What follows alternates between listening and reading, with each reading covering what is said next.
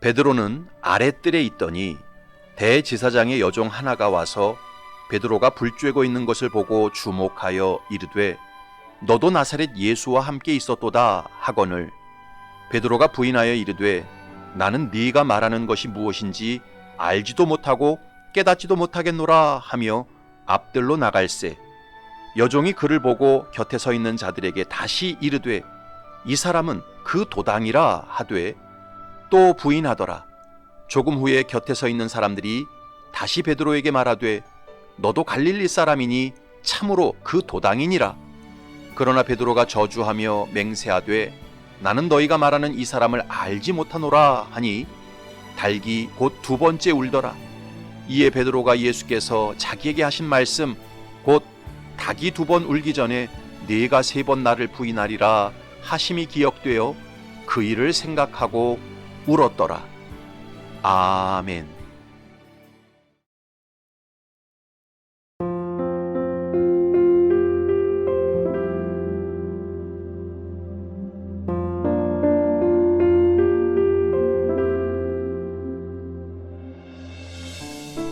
서울에서 부산으로 내려가는 경부선 열차가 있습니다. 이 열차가 부산으로 내려가다가 잠시 수원에 정차했습니다. 그러면 현재 위치로 볼 때 이 열차는 서울에 더 가깝습니까? 부산에 더 가깝습니까? 당연히 서울에서 더 가깝습니다. 그러나 이 열차는 시간이 흐를수록 서울과는 멀어지고 부산과 더 가까워질 것입니다. 왜냐하면 이 열차는 부산행 열차이기 때문입니다. 반대로 부산에서 서울로 올라오는 열차가 있습니다. 이 열차가 부산을 출발해서 서울로 올라오다가 잠시 밀양에 정차했습니다. 그러면 현재 위치로 볼 때 이 열차는 부산에 더 가깝습니까? 아니면 서울에 더 가깝습니까? 당연히 부산에 더 가깝습니다.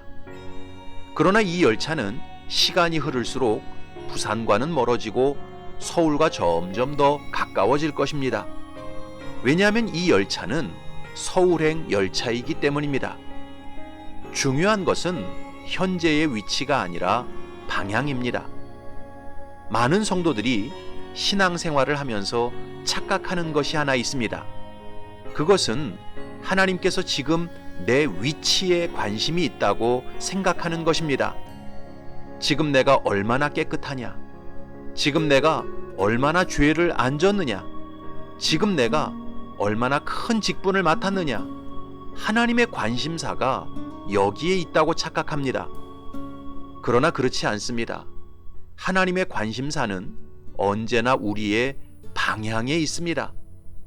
지금 내가 하나님을 바라보고 있느냐? 지금 내가 하나님의 뜻을 향해 나아가고 있느냐? 여기에 하나님의 관심사가 있습니다.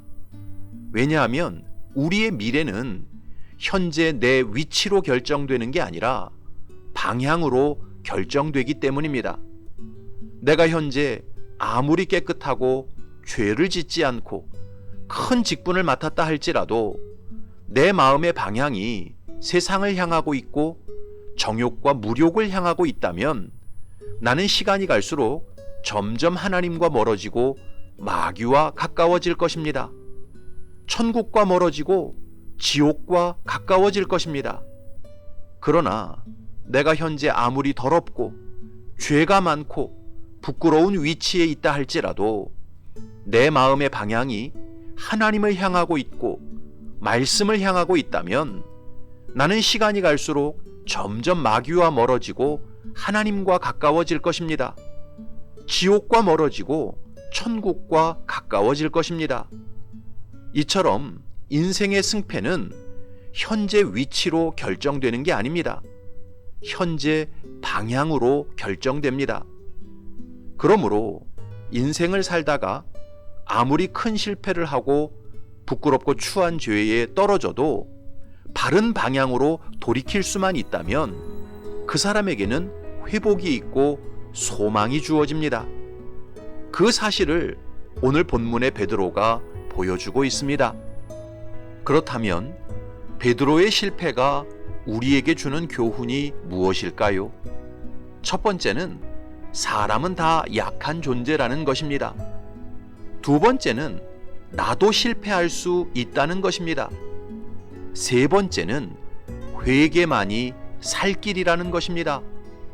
우리나라 개역 개정 성경에는 번역되어 있지 않지만 헬라어 표준 원문 성경을 보면 68절 뒤에 그리고 수탉이 울었다라는 문장이 기록되어 있습니다. 68절을 다시 한번 읽어봅시다. 베드로가 부인하여 이르되 나는 네가 말하는 것이 무엇인지 알지도 못하고 깨닫지도 못하겠노라 하며 앞들로 나갈새. 대제사장의 집들에서 작은 여종이 베드로가 예수님과 함께 다녔다고 말하자 베드로는 첫 번째로 예수님을 부인하고 앞들로 나갔습니다. 그리고 나서 첫 번째 수탉이 울었던 것입니다. 하지만 그 첫 번째 수탉 울음소리를 듣고도 베드로는 회개하지 않았습니다.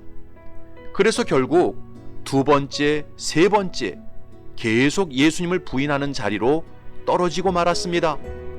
그러다가 세 번째 베드로가 예수님을 부인하자 두 번째 수탉이 울었습니다. 72절을 보면 닭이 곧 두 번째 울더라.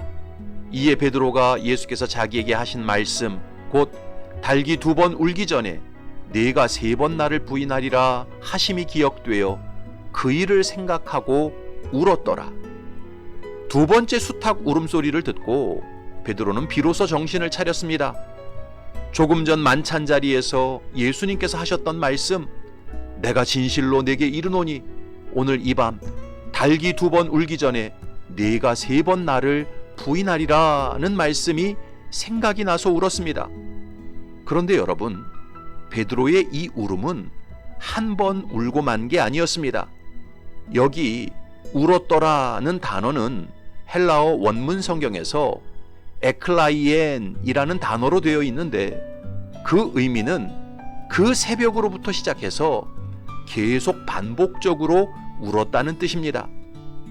누가복음 22장에 보면 베드로가 세 번째 예수님을 부인했을 때 두 번째 수탉이 울었고 그 수탉 울음소리와 함께 예수님과 베드로의 시선이 마주친 내용이 기록되어 있습니다. 베드로가 이르되 이 사람아 나는 네가 하는 말을 알지 못하노라고 아직 말하고 있을 때에 닭이 곧 울더라. 주께서 돌이켜 베드로를 보시니 베드로가 주의 말씀 곧 오늘 닭 울기 전에 네가 세 번 나를 부인하리라 하심이 생각나서 밖에 나가서 심히 통곡하니라. 그러니 여러분 한번 생각해 보십시오. 다른 사람은 다 주를 버릴지라도 나는 결코 버리지 않겠다고 장담했던 베드로가 예수님을 세 번이나 부인했고 그 상황에서 두 번째 수탉 소리와 함께 예수님과 눈이 마주쳤으니 베드로의 심정이 얼마나 참담하고 부끄럽고 죽고 싶었겠습니까? 그래서 베드로는 즉시 밖으로 나가 땅바닥에 쓰러져 심히 통곡하고 말았던 것입니다. 그런데 교회사 속에서 전해 내려오는 이야기에 의하면 베드로는 순교하기 직전까지 자기가 예수님을 부인했던 그 새벽 시간에 항상 일어나서 자신의 죄와 허물을 울며 회개했다고 합니다. 자신의 연약함과 부끄러움과 추악함을 늘 눈물로 자복했다고 합니다. 그런데 그 회개가 베드로를 다시 일으키고 위대한 복음의 사도로 세운 원동력이 되었습니다.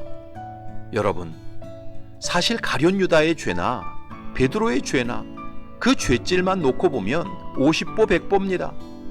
은밀하게 예수님을 은 30에 팔아버린 가룟 유다의 죄나 사람들 앞에서 예수님을 맹세하고 저주하면서까지 모른다고 부인한 베드로의 죄나 다 부끄럽고 추한 죄입니다. 그런데 가룟 유다는 끝까지 회개하지 않았습니다. 스스로 정죄감에 사로잡혀 자살로 인생을 마감했습니다. 그래서 그는 영원한 실패자가 되고 말았습니다. 하지만 베드로는 일평생 눈물로 회개했습니다.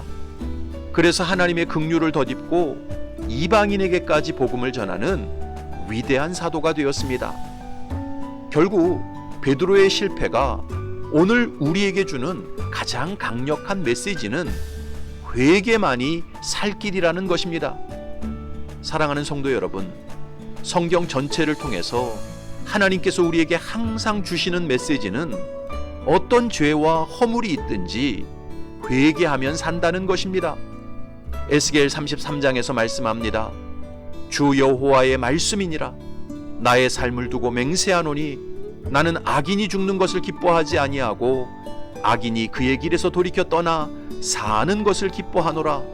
이스라엘 족속아, 돌이키고 돌이키라. 너희 악한 길에서 떠나라. 어찌 죽고자 하느냐. 아모스 5장에서 말씀합니다. 여호와께서 이스라엘 족속에게 이와 같이 말씀하시기를 너희는 나를 찾으라. 그리하면 살리라. 베델을 찾지 말며 길갈로 들어가지 말며 브엘세바로도 나아가지 말라. 길갈은 반드시 사로잡히겠고 베델은 비참하게 될 것임이라 하셨나니 너희는 여호와를 찾으라. 그리하면 살리라. 사도행전 2장에서 말씀합니다. 베드로가 이르되 너희가 회개하여 각각 예수 그리스도의 이름으로 세례를 받고 죄 사함을 받으라. 그리하면 성령의 선물을 받으리니 이 약속은 너희와 너희 자녀와 모든 먼 데사람 곧 주 우리 하나님이 얼마든지 부르시는 자들에게 하신 것이라 하고. 여러분, 사람은 죄를 많이 지어서 망하는 게 아닙니다. 회개하지 않아서 망하는 것입니다. 그러므로 성도는 인생을 살면서 아무리 큰 죄를 범하고 부끄럽고 추한 자리에 떨어졌어도 가룟 유다처럼 스스로 정죄하거나 자책하면 안 됩니다. 도리어 베드로처럼 하나님을 바라보며 회개해야 합니다. 그러면 하나님께서 반드시 살 길을 주시고 새날을 열어주십니다. 어리석은 죄로 인해서 다 망하고 다 떠나고 다 잃어버렸어도 중심으로 돌이키면 영원한 토기장이이신 하나님께서 우리 인생을 새롭게 빚어주십니다.